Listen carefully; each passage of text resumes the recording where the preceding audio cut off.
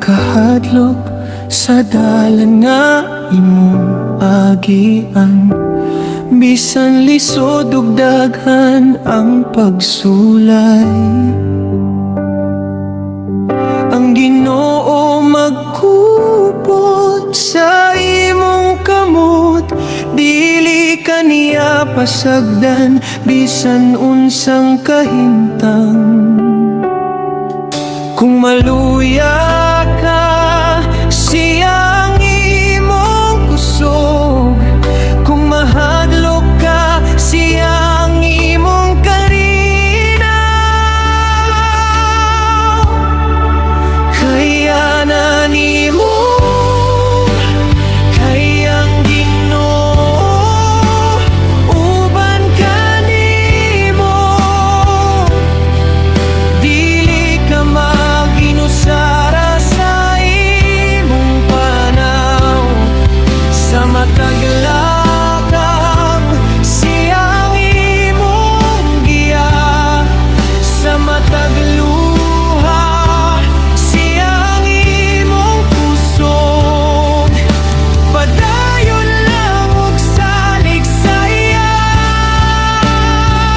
Kayang Ginoo, dili gayud mo biya.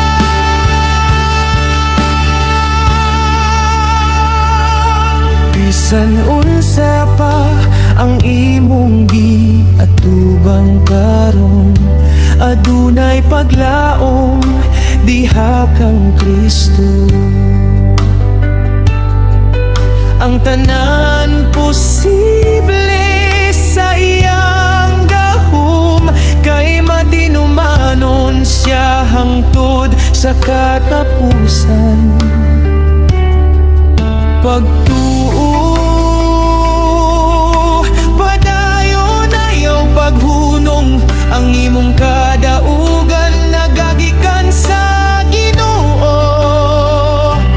Bisan unsa kadako ang problema, mas dako ang Dios nga imong gialagaran.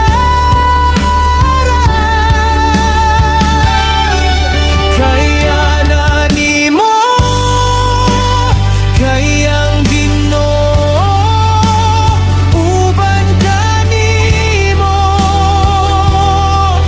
Magmalig-on ka ug ayaw pagpundang, ang imong kaugmaon anak sa iyang mga kamot. Ug ang iyang gugma magpabilin hangtod sa kahangturan.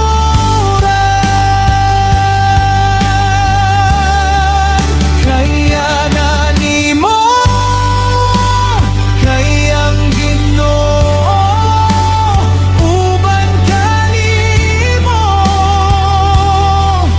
Dili ka mag-inusara sa imong panaw.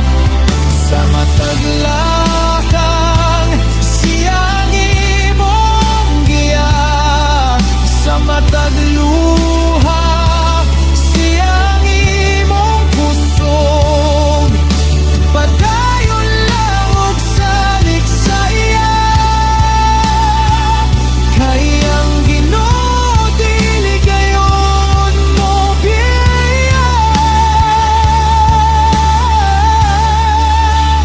Kaya na nimo, kayang Ginoo, uban ka nimo. Magmalig-on ka ug ayaw pag-undang, ang